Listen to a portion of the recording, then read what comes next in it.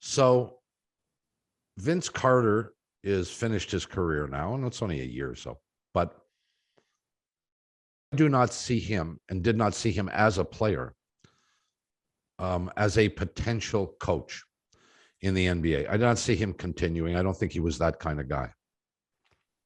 Lowry, on the other hand, might be.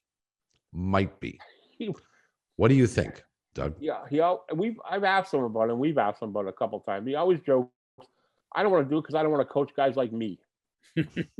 But I think he likes being around the game, and I think he likes the strategy of the game enough that he might just be convinced.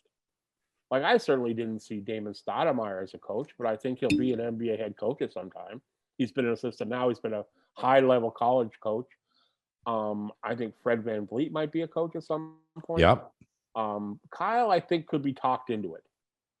But I think he will go, as everything to do with Kyle, he will go and do it reluctantly. He'll be contrarian about it, but then he'll be really good at it. Yeah, I don't know. Why would he take the pay cut? I mean, well, these guys, when you think about one of the, if you make $90 million your last contract, and then say, can you come and be an assistant coach for like $2.5 million? You're going, why would I do that? Because you want to be around the game. That's right. You like having a seat on the bus. Yeah. You like being around the game and around the players and around the competition and around the strategy, and you like that. And this is all they've done their entire lives. And they've never had another job. Kyle was a really good teacher as a teammate. I think he would be a good teacher as a coach. I do too. I think he would make you talk him into it and then do a really good job at it. Yeah. My question about Lowry was, when he got traded here. Yeah. Did you think? I'm sorry. Did I think what? Did you think he was going to stick here? Did you think he was going to stay? Hell no. I didn't think you last a year. And yet, I mean, I in watching the and neither did the Raptors. Neither did the Raptors. The first training camp was in, I believe, Halifax, and he wanted to be anywhere else in the world than Toronto Raptor training camp in Halifax. He wouldn't talk to us. He wouldn't talk to his teammates. He was just a bit of a. He was a dick. Yeah. And I told him this when I was writing the book, and he goes, "Yeah, of course I was. I didn't want to be here. I thought I would be here a year, then I would go away." And then something tweaked. He grew up as a guy, had a couple of kids. The organization treated him well, sternly, but well and fairly, and brought him along. And he grew to love it here, love it here. Still loves the city, but love the organization. But when he first got here, I didn't think he would be around that February, let alone 9 years later. Now, was that Dwayne Casey? We had a lot to do with Casey, had a lot to do with Mazai. They also brought Alvin Williams in as an assistant coach, consultant, basketball operator. Another Philly guy, right? Another Philly point guard guy who knew Kyle, played with him in the summers, known him forever. Was sort of like the Lowry whisperer. So they made Kyle, they challenged him, but they made him comfortable, and they gave him a pretty wide berth to be Kyle, within reason. And Casey, you guys both know Dwayne really well. The way he handles people is first class. He treats you like a man. He gives you a chance to be yourself within the boundaries of the team.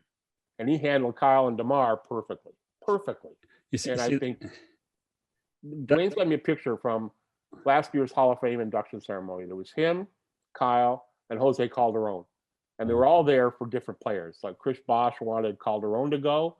Case was there because he knew a bunch of guys going in. And Kyle was there because the guy from Villanova coach was going to the Hall of Fame. Steve, I can't remember. Jay Wright. Jay Wright, yeah. Going to the Hall of Fame. And Casey sent me a picture on the phone, and I called him. I go, "Oh, man, that's cool. That's a great photo." He goes, "These are three people that basically hated each other when they first got there." Because Jose had the job that Kyle wanted. Kyle didn't want to be there, and Casey hated Kyle. Yeah. So, and now they're like tight, best friends. And I think Casey doing that. He's the guy who brought everybody around. Like, hey, Case gets. I think they fired him too soon, although it turned out they won a championship and he got a new contract and everybody's happy that way. But Casey's fingerprints on that championship team are all over it.